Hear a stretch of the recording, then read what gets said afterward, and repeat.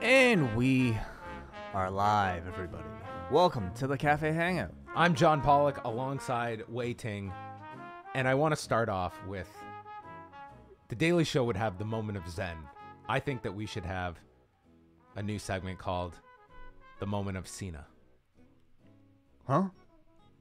This man is just a philosophical treasure trove on Twitter. Okay. These are the words of John Cena that's going to start off our day. Maybe we can find a theme from all this. Is this Instagram? Is this Twitter? This is what are we Twitter. looking at? All right, okay. Apology is an important step in forgiveness. Sometimes apology is given out of reflex or as an attempt to feel better about actions. Know what you apologize for. Understanding the pain of others will open up connective reconciliation. The opposite just creates more hardship. Can you break that down for us, John? Don't just tell me you're sorry. Think of why you are sorry. What are you saying you're sorry for yourself or for us?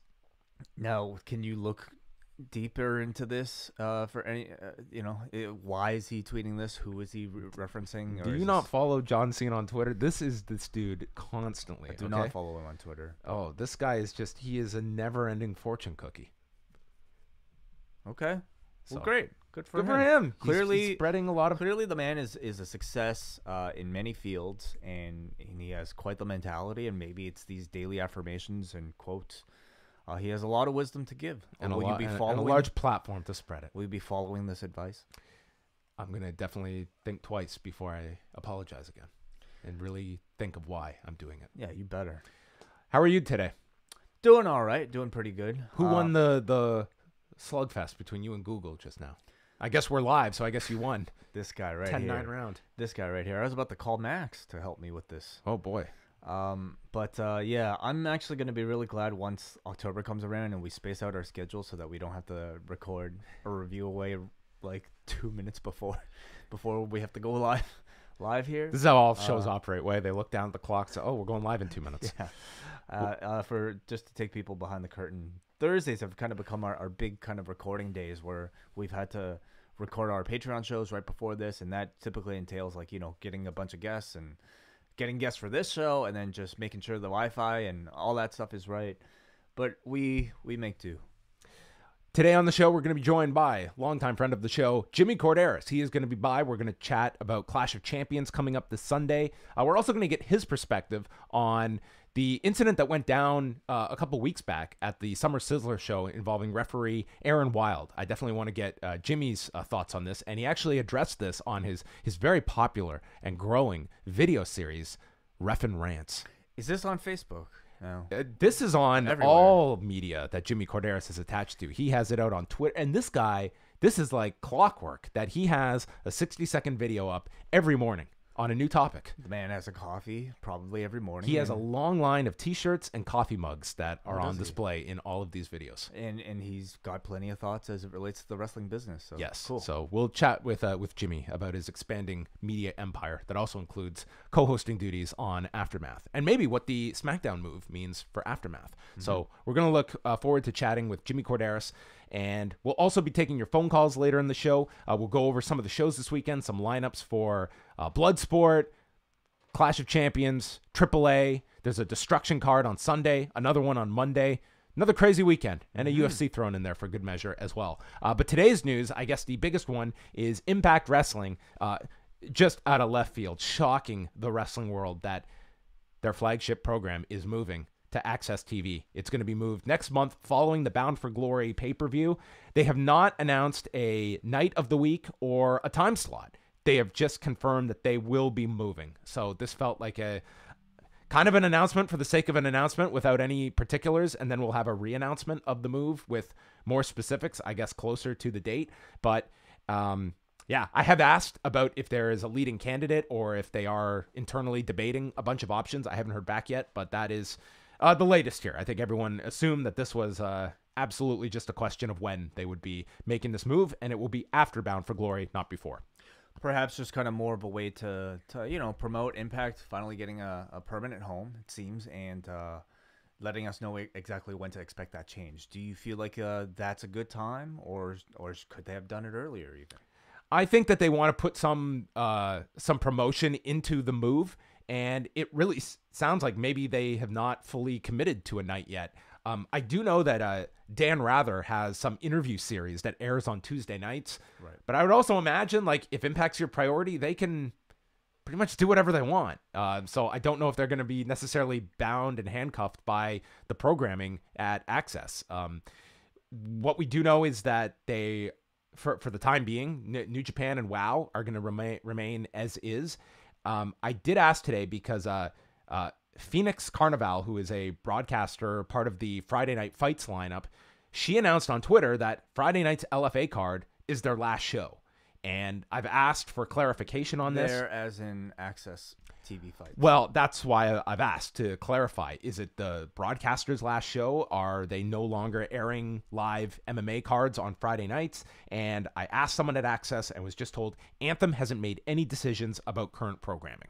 So not confirming or denying what Phoenix has tweeted out, but that is kind of where we are now. And you would think that if they're ending this on Friday night, I mean, come out and state that. But I can't say for certain right now that they have not made any decisions. But LFA is running on Friday night, and I guess maybe there will be some insight on that broadcast. I mean, if they don't have a follow-up card to announce, or if they flat out say that we're not going to be doing live cards on Friday nights, that's a big departure, because that had been their big combat sports night, was Friday nights, and then pro wrestling on Saturday nights. A seemingly very confusing time, I'm sure, even for the staff that's there, never mind the audience. So I think this is all coming at them very quickly and trying to make sense of all of this. Like, this news came out Monday, and here we are. We have seen the massive cuts that have already been made at AXS, specific to their Dallas office, but this has affected a large portion of AXS TV.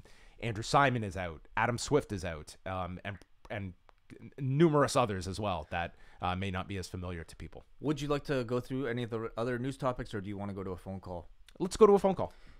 Hey, caller, thanks for calling us a little bit early, but what's on your mind? You're on the Café Hangout. Hey, John and Wai, how you doing? Doing very well. What's up? What's your name? It's Milan from Toronto. Milan. Oh, hey. Wow, Milan. How's it going? Hey, good man, good man. It was great meeting you guys on the Toronto Mike Show. Yes, that's right. We had a great time. Yeah, fantastic. It's a question for you guys, and it's just wondering what's the situation with Ronda Rousey.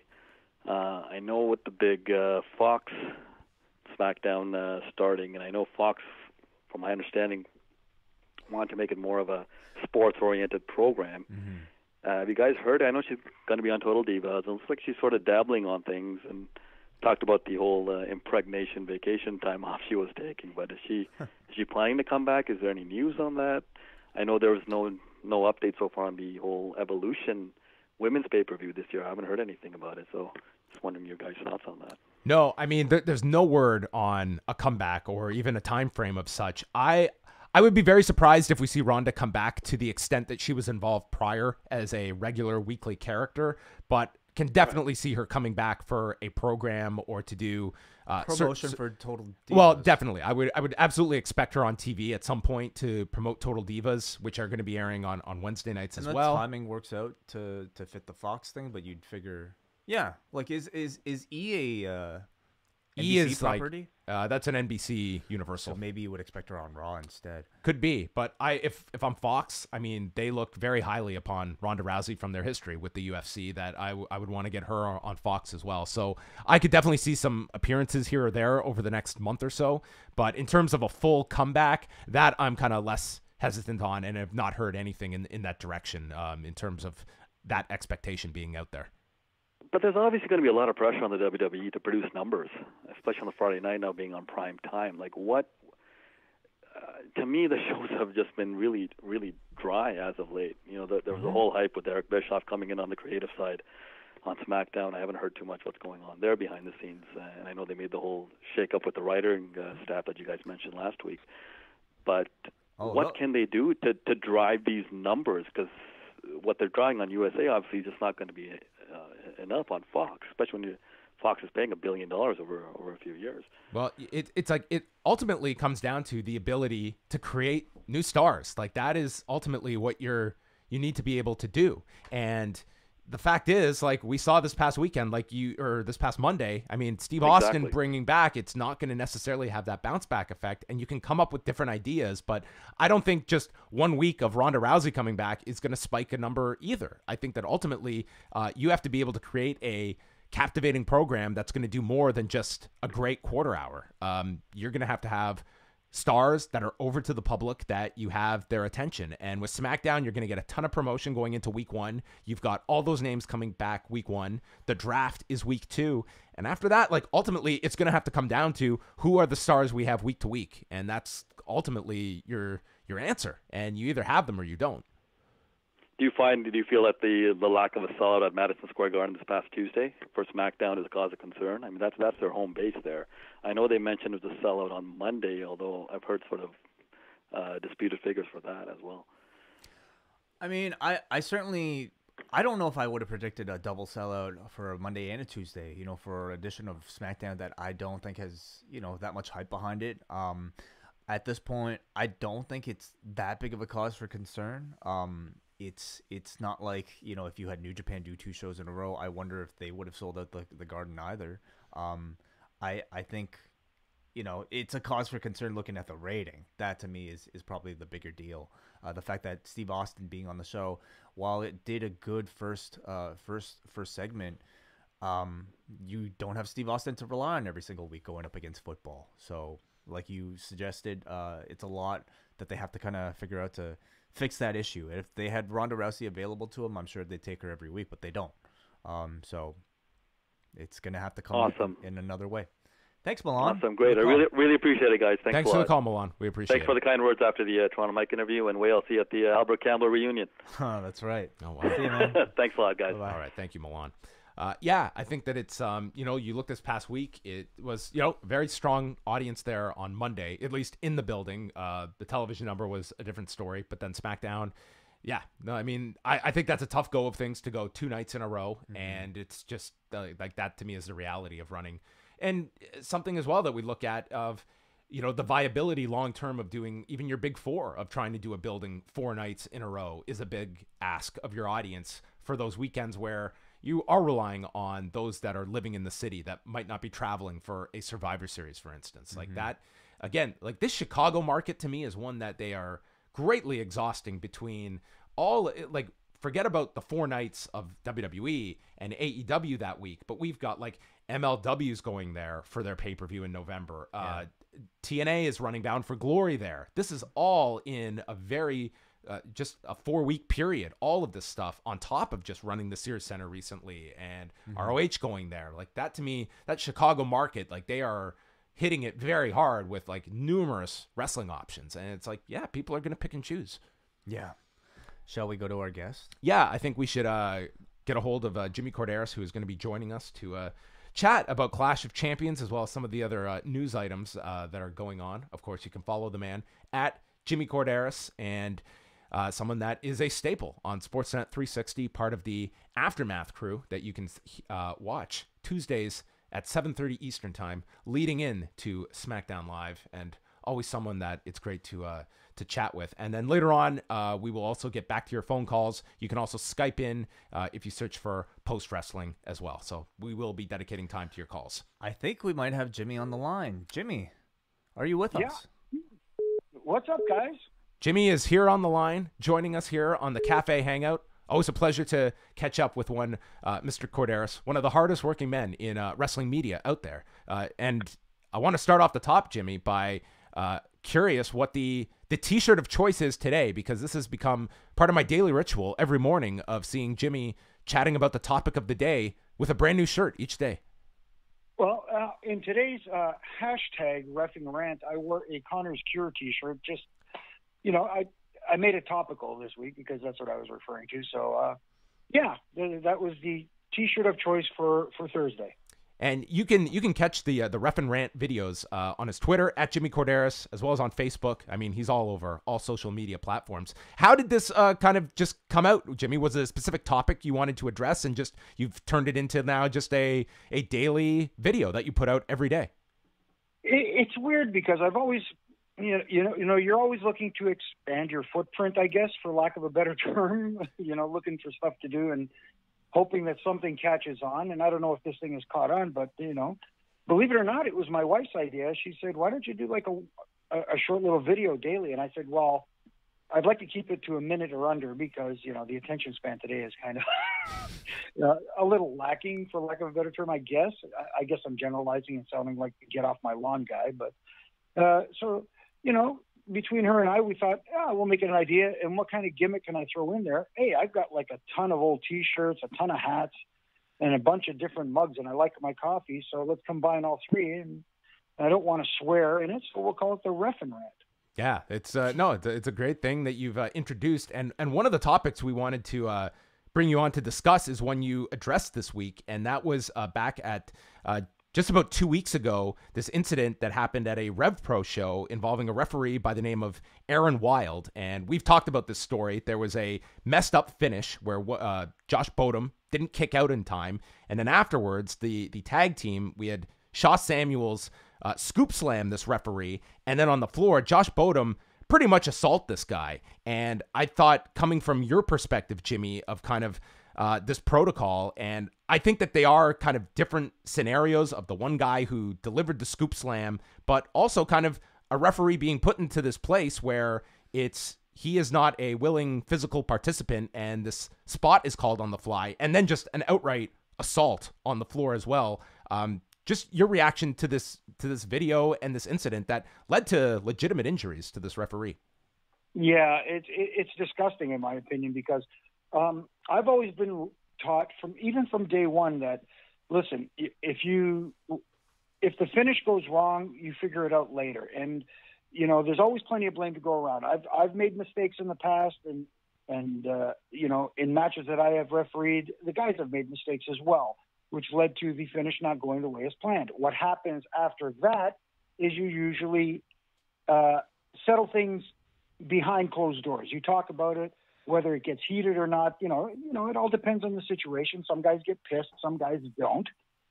It's all the way you handle it. But to actually go out of your way to physically assault a guy, and from all accounts that I have heard and read about, basically he was just doing his job because the guy didn't kick out. Right.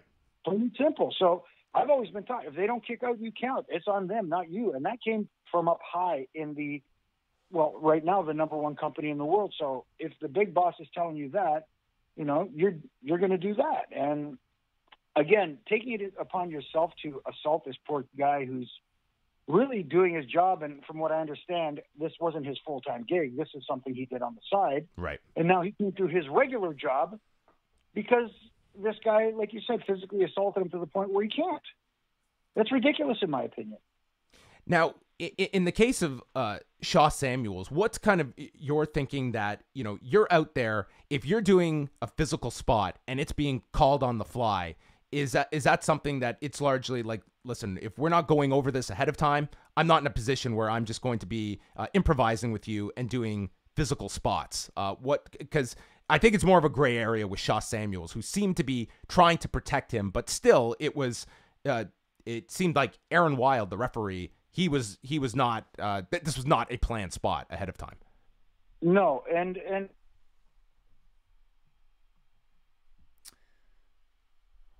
well, I think we just lost Jimmy, unfortunately. We'll try to reach and call him back. Rather unfortunate. But yeah, John, very kind of topical. Yeah, and I wanted to have Jimmy's kind of perspective, being in, perhaps being in situations like this as well, to kind of get the perspective of someone who has been a referee for as long as Jimmy Korderas has been. Jimmy, I think we got you back. We just lost you for a bit there. So if you don't mind just repeating your answer. Yeah, I mean, okay, so the finish goes wrong. Assume the wrong guys went over.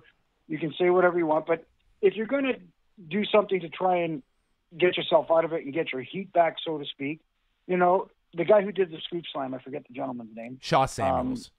Yeah. Grab the referee by the shirt, look like you're giving him crap, and then just say to him, hey, look, we're going to argue a little bit. You stand your ground. I'm just going to pop you once. You take a bump roll out. Right. That's all you needed to do. You didn't have to, knee to the head and wail on the guy and do all this stuff afterwards. A simple referees bump like nobody else. We stay down for punches. It's not like a spot fest with a referee. So just to clarify, the knee to the head, I believe you're referring to Josh Bodum on the floor. The scoop slam was Shaw Samuels. Now, do you draw a line where, like you're suggesting here, popping the referee, for instance, in the face? Do you draw the line at that, or is something like a body slam acceptable in a situation like this? I didn't think it was necessary to go that far. Again, you could pop him, put a couple of boots until he rolls out of the ring, and that's fine. That's all you needed. You didn't have to go as far as they did. It just made it set a dangerous precedent too. If people think that that's the acceptable practice, because I get things change over the years, but the one thing that has never changed is you don't go into business for yourself like that and actually intent. The whole premise behind professional wrestling is not to intentionally injure the guys you're in the ring working with, right?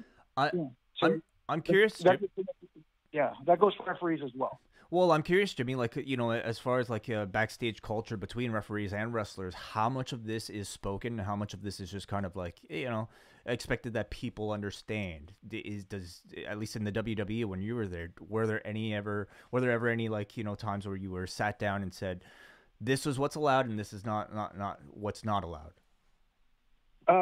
Well, it's funny because it's not like you sit down and it's all explained to you. It's kind of like learning on the go, so to speak. You kind of learn but it's almost like learning on the fly by example. Like stuff happens and then you learn from, especially from the veterans. They'll tell you, okay, next time this thing happens, here's how we want it handled, or from the office, they'll sometimes tell you after the fact, after there's a little bit of a mess up or something, they'll say, listen, in the future, we want this to happen this way. But I don't recall ever being sat down and said, listen, if this happens, here's what we want you to do. And if this happens, it kind of happens. And then you're kind of instructed afterwards, if that makes sense. Does it give you any kind of optimism, the fact, Jimmy, that this referee was willing to talk about this publicly? Because I can think of, a time period, maybe not all that long ago, and maybe even currently, where some people in that position would just hide the fact that they were hurt in this kind of a situation. And this kind of stuff continues where it's believed what happened is acceptable or just kind of brushed aside. I'm kind of glad that this was thrown out into the forefront. A discussion was formed and RevPro have at least taken some action here and addressed the situation rather than just sweeping it under the rug. Yeah, again, there's two schools of thought there. You don't want to give away too much of what's going on behind the scenes, but at the same time, when something like this happens, you got to give the young man credit for coming out and being, very open and honest with what happened. And hopefully, this poor guy suffered, but hopefully, someone else, it doesn't happen to anyone else because now that stuff like this has been brought to the forefront, if you know what I mean. Any stories that come to mind for you, Jimmy, and you don't have to name names of any talent that were too physical, whether it be with you or other referees where some kind of action did need to be taken place, or at least sitting someone down and explaining the role of the referees is not to be just the punching bag out there unsuspectingly. You know what? I was trying to think back.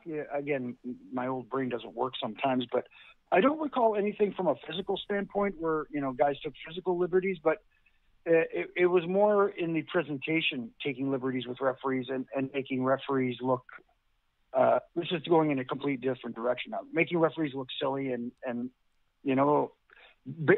quote unquote, burying the referee as opposed to using him, you're utilizing him to get your heat.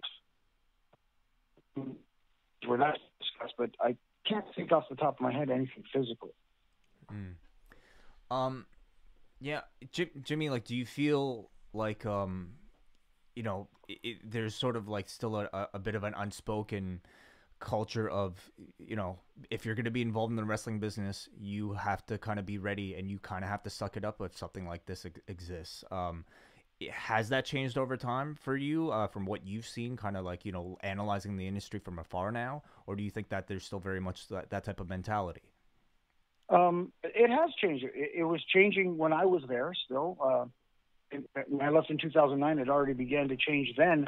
I think it's still changing to this day, and it's always evolving. I just think that there's a handful of people or a handful of talents out there who still think that, the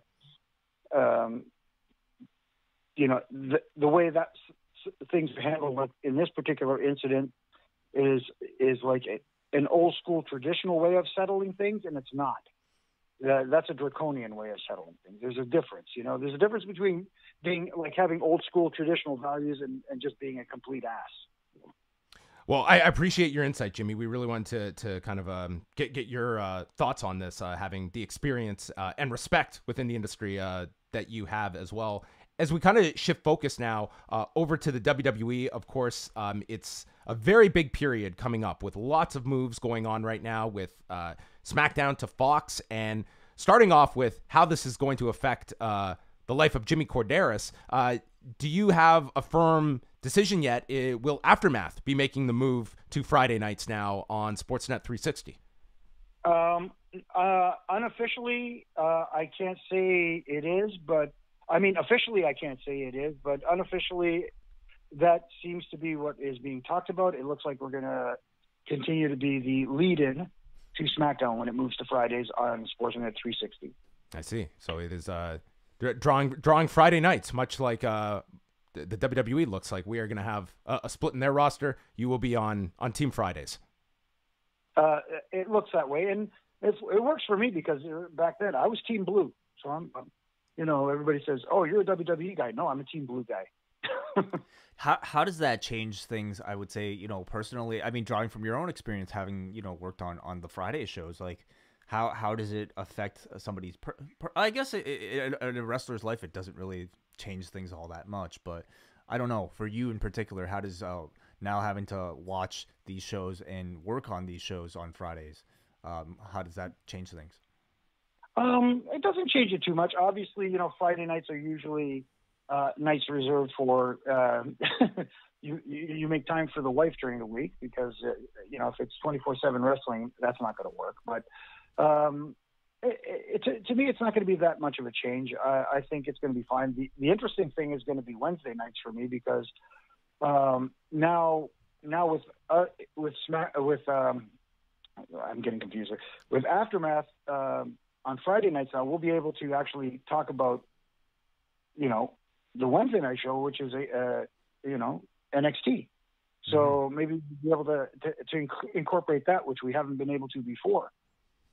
Yeah, and it's interesting how it's going to work out for Canadians as well. There has been no official Canadian deal announced yet for AEW, and then with NXT, it's going to be airing 24 hours later, and it will be interesting to see how many people wait for Thursday nights or go to the alternative means to check out NXT on Wednesday nights, which will be on the USA Network. But it's not as cut and dry in Canada, where you're going to necessarily have both shows airing at the same time on Wednesday nights.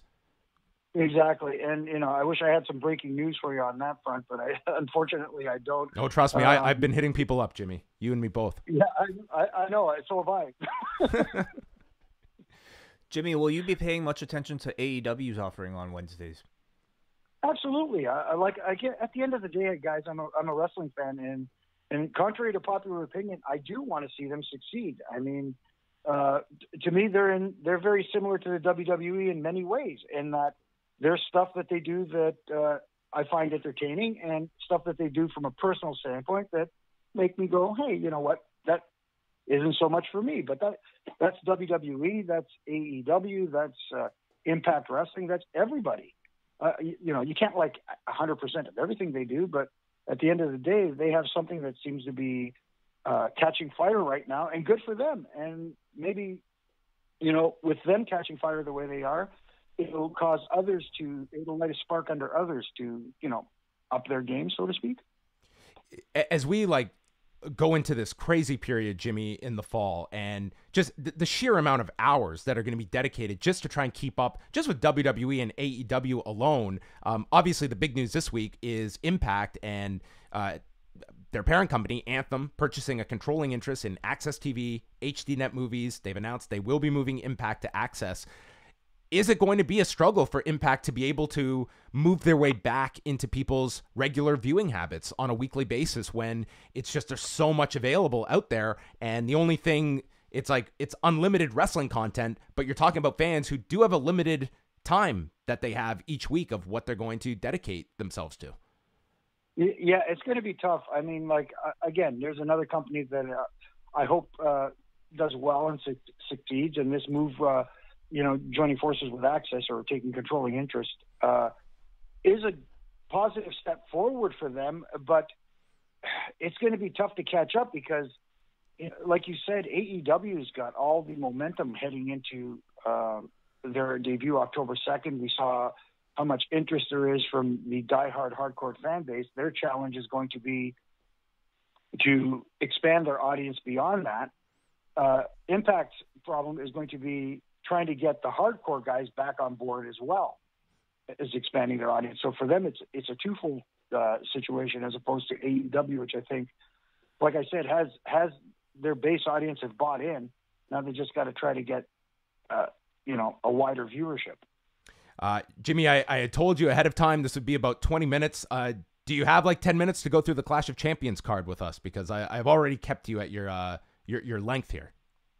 Oh, no worries, man. We'll do some rapid fire old school preview here of a WWE pay-per-view with Jimmy. We do have Clash of Champions coming up on Sunday night, and we'll just quickly go through the card. We have 11 matches announced. On top here, we have Seth Rollins, Braun Strowman for the Universal title. Jimmy, where do you see this placed on the card? Does this go on last? Because, of course, we do have the tag title match involving these two as well earlier in the night, presumably with Bobby Roode and Dolph Ziggler. Well, there's like two schools of thought here. I mean, Nug suggested on our show that maybe they put these matches back to back, have the tag title, and then go with this. I'd like to see these matches bookend the show. Mm-hmm. Have whatever happens in the tag match start off the show and get everybody excited and maybe, hook everybody for that final match and say, hey, now I really want to tune in to see what happens in the Universal title match. So I could see this ending the show for sure. I really like the makeshift team of Roode and Ziggler, and I could see Rollins and Braun are not a long-term tag team championship team. So I could very well see a scenario where they leave with the tag titles and sets up your main event with the two, with Rollins and Strowman. And of course, we do know where they're going with The Fiend, and it's a very quick 3-week turnaround. Do you see Bray Wyatt being part of this finish? It kind of makes sense if that's the direction they're going. I just think it's too soon for The Fiend to be put in that position. I mean, if you do, how do you not put the title on him? If he doesn't win the title in his first go-around, it kind of kills his momentum, I think, a little bit. I mean, there are people out there that might disagree and say, well, no, his character is so over, you won't kill that momentum. I disagree. I think that's very detrimental to him. I thought this past Tuesday on SmackDown, I thought for sure there might be some interaction between The Fiend and The Undertaker. Yes. And maybe they could have done something at Hell in a Cell where, a loss for The Undertaker in Hell in a Cell to The Fiend wouldn't hurt him, elevate The Fiend, and, in that type of environment with a lot of smoke and mirrors, you can have a hell of a match between those two. I thought that might have been a better approach, but that's, again, my opinion. Yeah, or at the very least, because like I'm with you, like with The Fiend, it's almost like you have to give people kind of an unsatisfying ending if he's going for the title, because I wouldn't want to beat this guy. You've got something special with him, and at the same time not putting the title on him. That's where The Undertaker maybe could have made some sense, where he gets laid out this week, comes up at Hell in a Cell, and that sets up the Saudi Arabia card at the end of October, because I would assume Taker might be part of that. So it will be interesting to see how they get there. Do you see any scenario where Seth Rollins does not leave with the Universal title? I think maybe, who we're not talking about and may make a surprise appearance. I know we're talking about The Fiend and all that. What about Brock Lesnar? Right. Like, we haven't seen anything from him in a little while. Maybe he interjects himself and just gets this match thrown out. And who knows, maybe at Hell in a Cell we get a 3-way between those three. Always possible. Then we have Kofi Kingston, Randy Orton for the WWE Championship. No stipulation attached to this one. I'll start with you, Wai. Are we going to a Hell in a Cell in 3 weeks between these two? I would say definitely yes. I think even though the last match wasn't all that spectacular, I feel like there's enough meat in this feud to drag it out one more month, and to me, to culminate it in a Hell in a Cell makes perfect sense. Jimmy, what do you expect this Sunday for the WWE title match? Well, I agree with Wai there. Definitely. It's just what I found interesting was that, obviously going into the pay-per-view, old school would tell you that the guy on top going into the pay when it comes pay-per-view time. So I found it interesting that he got the upper hand on Randy going into the pay-per-view, which tells me that maybe we see a title change, and then who knows? At Hell in a Cell, maybe that's the rubber match. I think for sure, like this seems geared towards a Hell in a Cell blow-off, and maybe you hold off on Kofi getting that big decisive victory over Randy Orton until Hell in a Cell. I don't know if we get a title match here, but something to get you out of this match. And again, it's 3 weeks until the next pay-per-view, and that's a real struggle of a pay-per-view because you have the Fox debut in there. It's Hell in a Cell is not going to be maybe the top priority over the next couple of weeks. Bayley, Charlotte Flair for the SmackDown Women's title. What have you assessed so far, Jimmy, of the attempt at the Bayley turn and Charlotte, who should probably be pretty popular Sunday in her namesake? From an in-ring standpoint, I think this match should be outstanding. I mean, you got two of the best wrestlers on the roster, let alone best female talents. As for Bayley's turn, I'm kind of on the fence with it. I'm still on the wait and see side because I want to see a little more nastiness from Bayley, but this snarky, smarmy heel kind of thing right now is not working for me.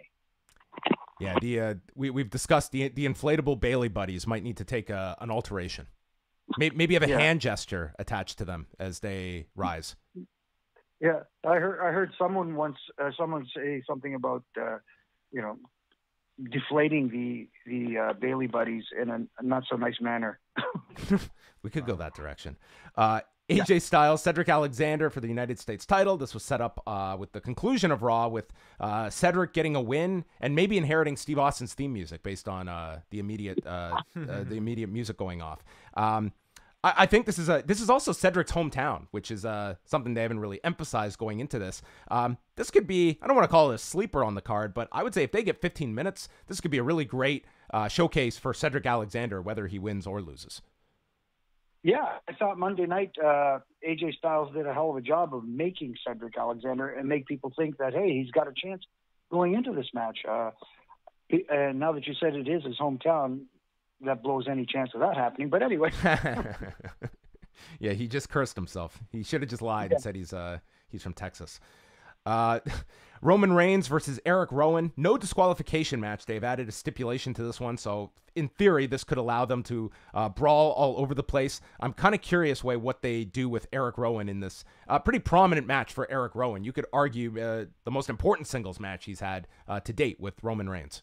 It needs to be a match where I think you coming out of it, Erick Rowan, you have to leave with the impression that he really impressed us, because I don't see him winning this one. I see ultimately this leading to Roman versus Bryan.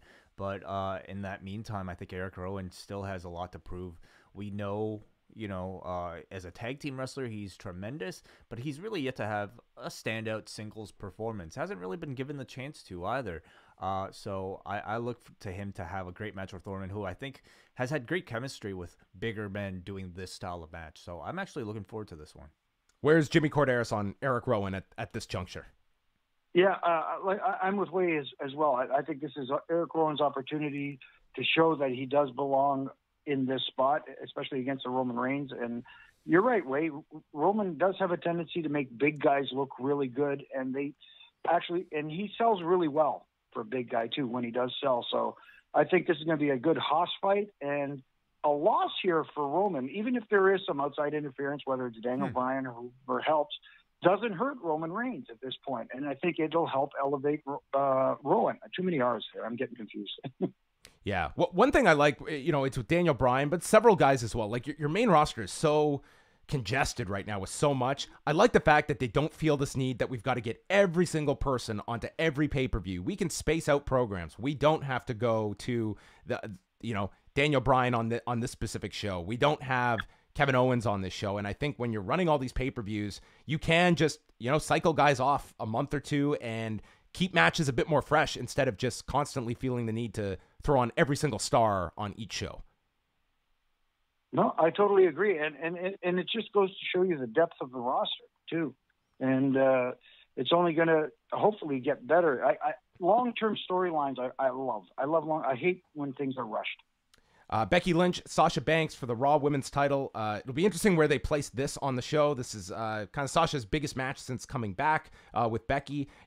And to me, it's kind of revitalized Becky, who I think has needed an opponent for a long time. The Lacey Evans program didn't set the world on fire, but with Sasha here, could you see a title change, Jimmy, or is it too early for that? I guess I could kind of see a title change here because it almost feels like, why would she go home and for 4 months and supposedly whining and all that stuff and come back and not get the title? But again, I think you're right in the sense that Becky needed a little something to boost her, to get her back to that level. She's not quite at that crazy level when she was standing there with her nose broken and her arms stretched out. She hasn't got back to that level yet, but maybe this is a good start to get her back there. Again, this is a hard one to figure. Do I want it? Man, it's almost like maybe Becky chasing would help get some of that fire back. Does that make sense? Yeah, I definitely see them dragging this one out. I think it's too big of a program for them to just extinguish after one show, and maybe that comes in the way of a Sasha Banks championship reign. I feel like Becky, she's great as a champion, but she might be better in the chasing role. But do you think that they would want to break that momentum with Becky right now and kind of execute a title switch? I think still relatively kind of without her having really established herself as like this great champion yet.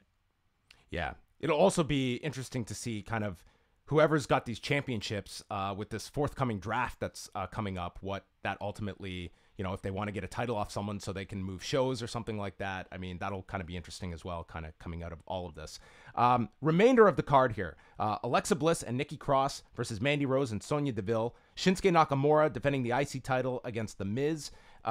Just looking at those two matches, they feel very cold to me going into this particular show. I can't say that The Miz challenging Nakamura has really grabbed me right now. Nakamura is now paired with Sami Zayn. And then we've got the New Day, who've been absent from TV, selling these injuries, defending the SmackDown tag titles against the Revival. That's kind of the forgotten match on this card. And it rounds out with Drew Gulak, Humberto Carrillo, and Lince Dorado in a triple threat match for the Cruiserweight Championship. Any final thoughts on any of those final matches, Jimmy? Any that stand out for you? I'm not invested in any of those programs right now, unfortunately. You talk about The Miz being a babyface. For me, he doesn't work as a babyface. It doesn't work for me. It's simpler. And giving Shinsuke a mouthpiece is a good idea, but why give him someone who's an active wrestler on the roster? That again, I like Sami Zayn, but I prefer him, speaking and wrestling, not just speaking. Wai, any thoughts here at the No, end? I completely agree with all of Jimmy's assessments. It's a pretty, like the New Day and Revival could have an excellent match, but it's just like you would have, just watching TV for the last 3 weeks, you'd have no idea this match is happening. It's just, I don't think there. it's not a match that needs to be on the show. I know the pay-per-view is called Clash of Champions, but to me, with the amount of championships that they have right now, it just tells me that they're filling this whole thing with filler matches. Not all these championships I think deserve to be on this show. Well, that is Clash of Champions. We'll see how this show goes. Wai and I are going to be live after the show for our Double Plus patrons. And Jimmy, before we get on out of here, you, of course, can catch Aftermath Tuesday nights, 7:30 Eastern on Sportsnet 360 and a potential moving over to Friday nights as well. But where can people follow the great Jimmy Korderas and all of the rep and rants that they can go binge watch now? Yeah, you can at Jimmy Korderas on Twitter, Instagram. It's at real Jimmy Korderas because apparently somebody else took my name. I Oh, don't dear. know who. Yeah. And, Facebook, former WWE referee Jimmy Korderas. All my stuff is on there. I post. I have fun with it. And that's what it's supposed to be. This is supposed to be fun, is it not, guys? That's all. That is what it is, Jimmy, and you're the master of it. It's great to have you on the show, Jimmy. We definitely have to catch up in the near future, and thanks so much for popping by. Oh, my pleasure, guys. Thanks for asking. I appreciate it. Awesome. We Thanks, will talk Jimmy. to you soon, Jimmy. Thanks, guys. There you go, everyone. At Jimmy Korderas on Twitter. A must follow out there as well. We're gonna open up the phone lines for the rest of this show. So if you have any thoughts, please call in. Yeah, just want to quickly chat about some of the cards that are coming up this week, and if whatever you are watching this week, do let us know. There's a lot of options this coming weekend. There's a lot of options on Sunday night between AAA and Impact running the Hulu Theater in New York City. They're invading New York show. And the card for that show, I don't have it here. But anyway, it's a rematch from Triple Mania on top with Dr. Wagner Jr. and Blue Demon Jr. Cain Velasquez wrestling in a trios match as well. So, yeah, it's a card that I think it's. I have no interest in it whatsoever. Not even. I think they've not done even in the Cain Velasquez interaction at this point. I feel like it's just a card that's been so off the radar, especially when there's so much else going on. And not a right free now. show either. Like this is $14.99 on Fight. Yeah. We will have a report up on the site, but I lie. I think I am curious to see like how Cain does in a second match. I'm sure I'll see it in highlight form somewhere. But they've announced 4 matches for this show. Like no chance. I would pay for it. Let's go to Hansi. You're on the line right now. What's on your mind, Hansi? Yo, what's going on, guys? Hey, what's up? I was gonna just say 2 things. First, I know it's probably it's probably like transparent where this is going, but do you think that Kevin Owens when if he shows up in NXT because he's fired from SmackDown or whatever, do you see that like maybe like I don't know if they'll keep him face, but do you think he will like be involved if he goes to NXT with the Undisputed Era? Because it seems like Roddy Strong, his like whole storyline is that like he needs to be the only one that's winning the title, right? And I don't know if they're gonna just give the Undisputed Era all the titles. But like if like he doesn't win and then they kick him out, would you be surprised if like Kevin Owens joins that group? Or because Adam Cole and him have like they have like history together on the indies and all that. But do you foresee like anything like that, or do you think they'll just keep Kevin Owens a face if he goes to NXT? Well, I think it's an interesting theory, and I think if Kevin Owens makes his way to NXT, a rivalry or some type of something with Adam Cole makes perfect sense. However, I don't think Kevin Owens is going to NXT. I think if he were, I feel like whatever he posted up on his Twitter with the NXT, he wouldn't have done it. I don't think he would have done it. I think it was just a way to get people talking. And also, let's just think about it, okay? Like this storyline has been terrible for Kevin Owens, but if his firing because he ended up selling himself out and his character out for $100,000 led to him fleeing SmackDown to go to NXT. How bad does that make Kevin Owens look? He already looks terrible, but for him to not eventually get his revenge on Shane McMahon by returning to SmackDown, I just couldn't explain it. No, I agree. I guess I just bought into like a little bit of the hype, like a little bit of like. We all want to see it for sure. Yeah, it'd be fun. Yeah, no, I know. And they should be thinking of putting some names on NXT for this move. Like, I don't think that's a bad idea to look at a couple names on the main roster that you don't have any room for that could be difference makers at NXT. So I don't dismiss it, but I don't think not with this storyline though. To me, like with Kevin Owens, like he needs redemption badly. No, I hear what you guys are saying because because Paul, you said it like best on like the SmackDown review that like this guy was so over on SummerSlam weekend. Like now it's like a month ago, 4 weeks ago. Yeah, they totally bastardized this guy.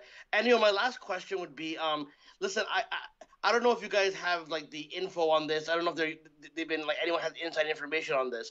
But since like they've are taking off NXT takeovers from like the big weekends, do you foresee, since it's a third brand now, that at least for like the big shows that they'll incorporate some of the NXT guys? Like, do you see like the NXT title being defended at Mania or a Royal Rumble or something like that? Because I just found it odd that the takeovers are not going to be a part of like the weekend.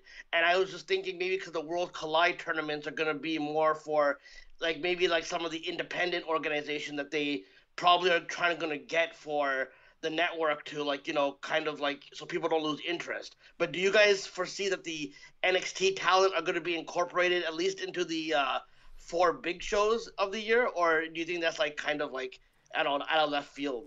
I think the fact that they're trying to make Raw, SmackDown, and NXT so distinct right now, I'm not expecting that just because they're going to build to their own shows. So I'm not expecting it, but you can't dismiss it completely. I don't know how much that really adds to have your NXT champion just be kind of in the middle of a pay-per-view, as opposed to just being presented as like your top guys on NXT and doing the takeover specials. That's how I would keep it, and I'd be surprised because it seems like right now, at least the plan now, is to have these shows all be pretty separate and distinct from one another rather than crossing them over. Thank you for the call, Hansi. We go to our next caller now, doing a bit of a rapid fire, taking all your calls. You're on the line. What's up? Hey, what's going on? How are you? God. He's back. He's back. You're always welcome, Brandon. I know you expressed some concern about whether or not you're welcome on the Hangout. How's your cell phone service in Nunavut?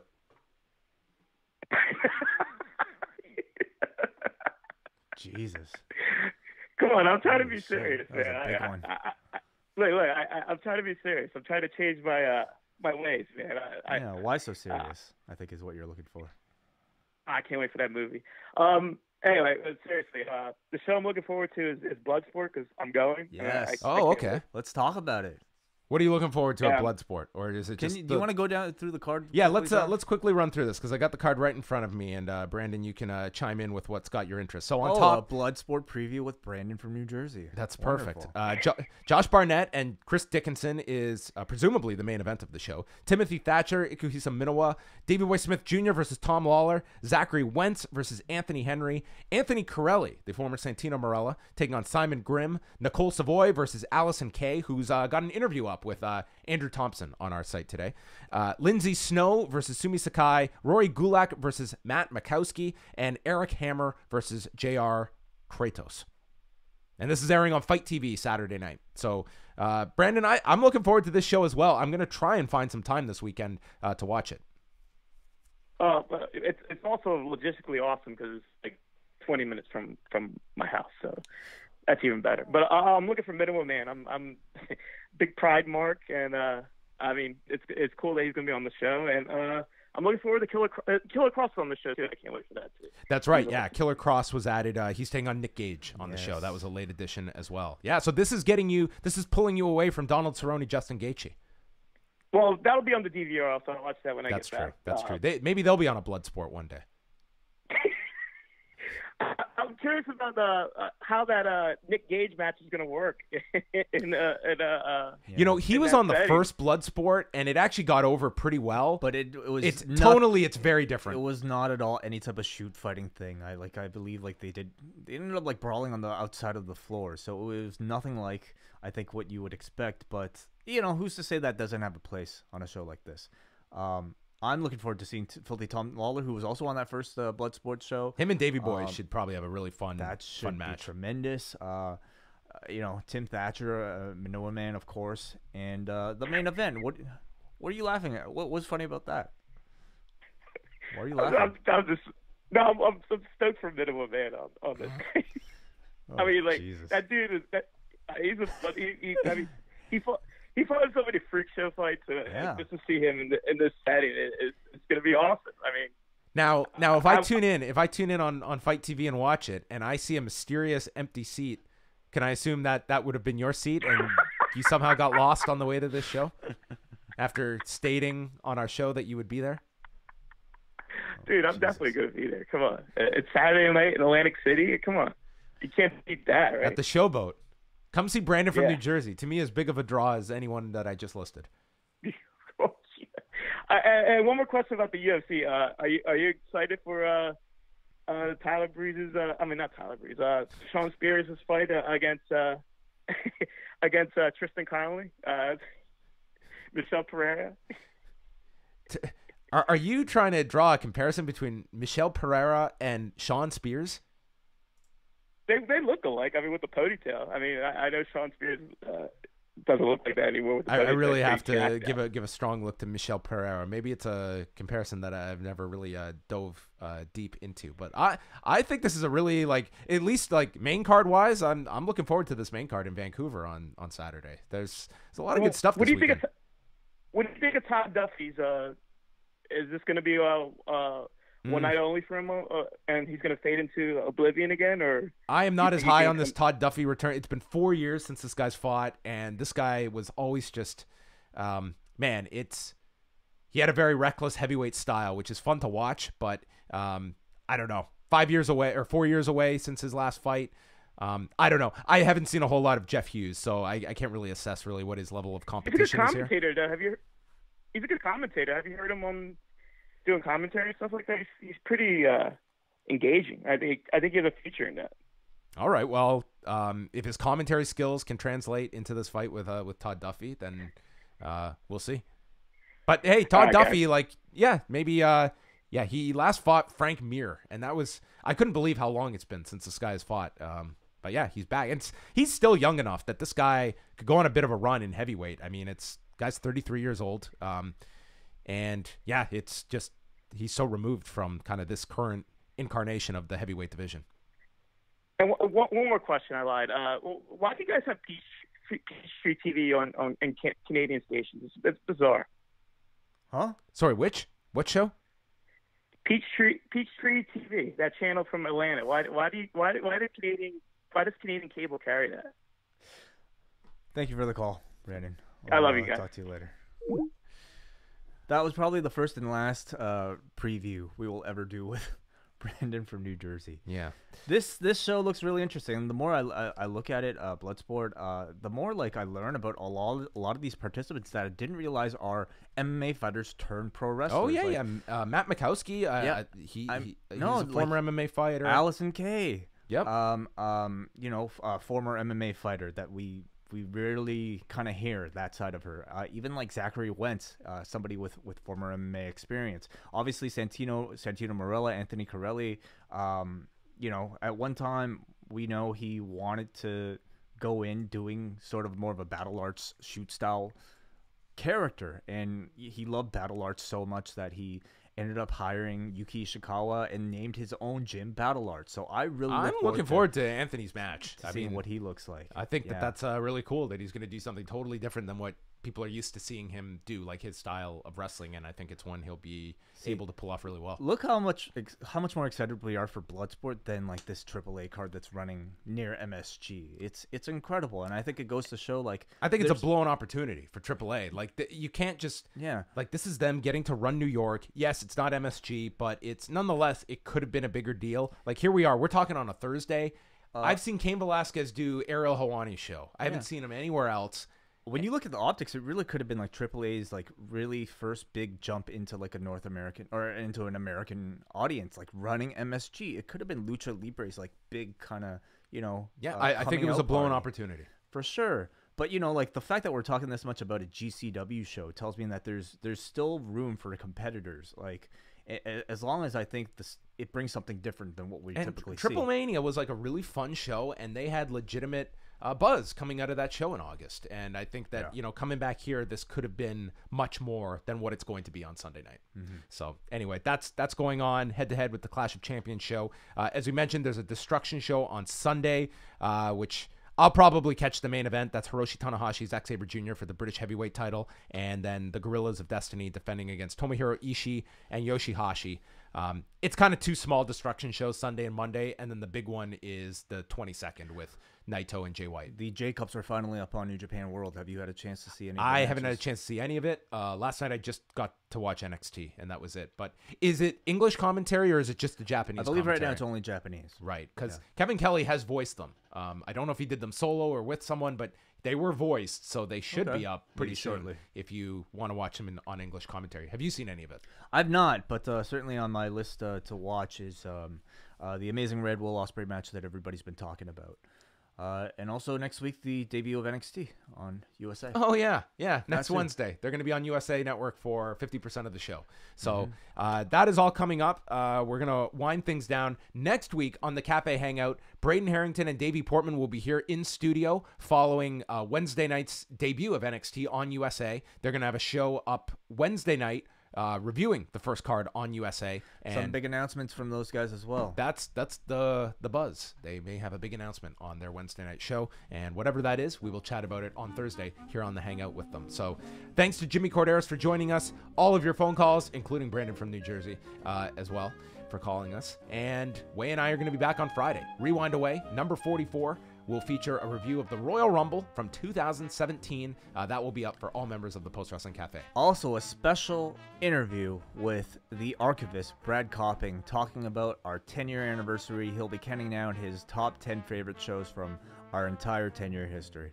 Awesome stuff. So look forward to that on Friday. And again, Wai and I will be back live Sunday night for our Double Plus members of the Cafe with our Clash of Champions post show. You can call in, you can watch, and we'll be running through the whole pay-per-view and maybe getting some notes from the AAA show as well. I just checked New Japan World. The English commentary is up for the Super J Cup matches. There you go. All 3 shows are finally up on New Japan World, so you can go check those out. That is it. Thank you for listening and watching the Cafe Hangout.